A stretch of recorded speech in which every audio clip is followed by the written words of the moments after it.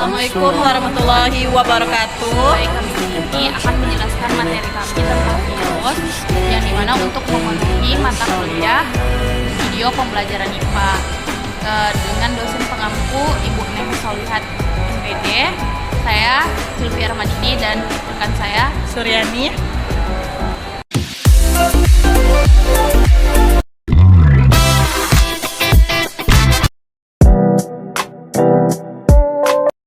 Baik, saya Suryani di sini akan menjelaskan materi mengenai virus. Nah, pengertian virus itu merupakan organisme subselular yang karena ukurannya sangat kecil, hanya dapat dilihat dengan menggunakan mikroskop elektron.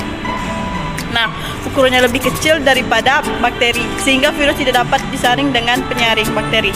Nah, bakteri virus dapat kecil berdiameter 20 mm, lebih kecil daripada ribosom. Sedangkan virus terbesar sekalipun sukar dilihat dengan mikroskop cahaya. Nah, asal nukleat genom virus dapat berupa DNA ataupun RNA. Genom virus dapat terdiri dari DNA untai ganda, DNA untai tunggal, RNA untai ganda, atau RNA tunggal.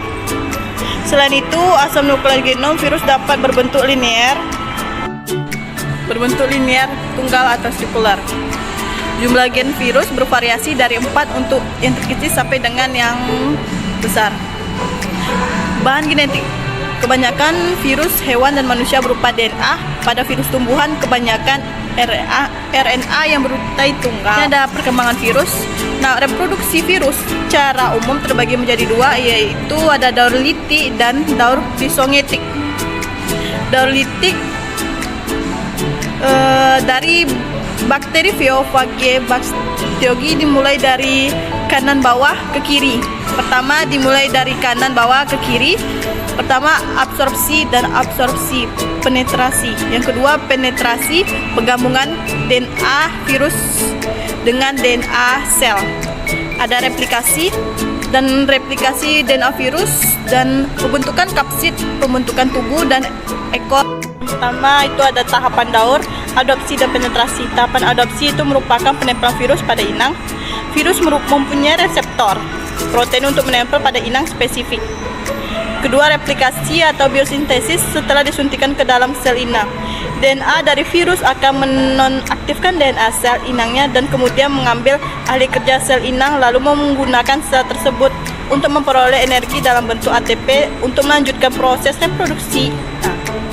DNA dari virus akan menjadikan sel inang sebuah tempat membentukkan virus baru. Kemudian DNA akan mengarahkan virus untuk menghasilkan protein dan replikasi DNA. Yang ketiga ada lisis. Tahap lisis terjadi ketika virus dibuat dari sel matang. Ratusan virus-virus kemudian akan berkumpul pada membran.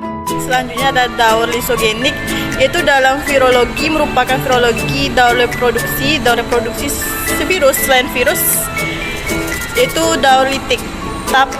Tahap dari daur ini hampir sama dengan daur litik. Perbedaan yaitu sel inangnya tidak hancur tetapi disisipi oleh asam nukleat dari virus.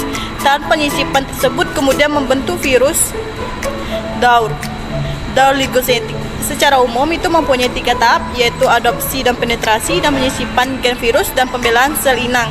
Tahap daur yang pertama itu adopsi dan penetrasi virus menempel pada permukaan sel inang dengan reseptor protein yang spesifik lalu menghancurkan membran sel dengan enzim.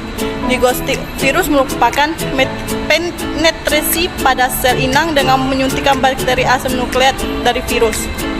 Kedua, penyisipan gen virus. Gen virus asam nukleat dari virus yang telah menembus sitoplasma sel inang kemudian akan menyisip ke dalam asam nukleat sel inang.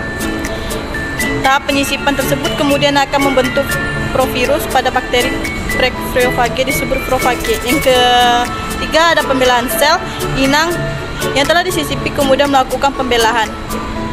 Provirus yang telah bereplikasi akan diberi pada virus.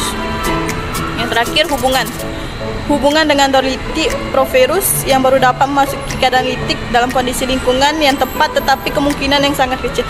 Baik, selanjutnya penyakit manusia akibat virus akan dijelaskan oleh Sylvia Rahmadini. Kepada Sylvia, saya persilakan. Saya akan melanjutkan materi tentang virus, yang dimana penyakit manusia akibat virus. Contoh paling umum dari penyakit yang disebabkan oleh virus adalah yang pertama itu ada pilek, yang kedua ada cacar, yang ketiga ada AIDS atau HIV, yang keempat ada demam herpes, dan yang terakhir itu ada kanker leher rahim. Baik, yang selanjutnya ada klasifikasi virus, yang dimana virus dapat diklasifikasikan menurut kandungan jenis asam nukleatnya. Pada virus RNA dapat berunting tunggal, misalnya picornavirus yang menyebabkan polio dan influenza. Virus RNA terdiri atas 3 jenis virus utama.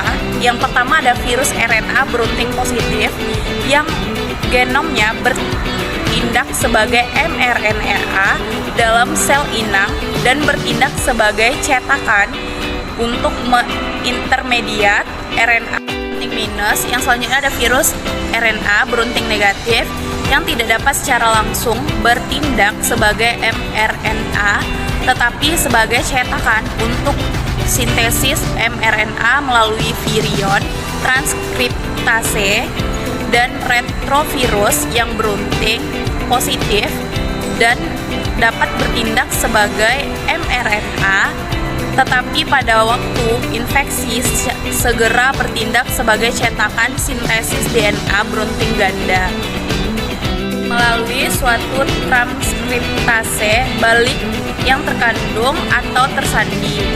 Setiap virus imunodefisiensi manusia atau HIV merupakan bagian dari subkelompok lentivirus dari kelompok retrovirus RNA.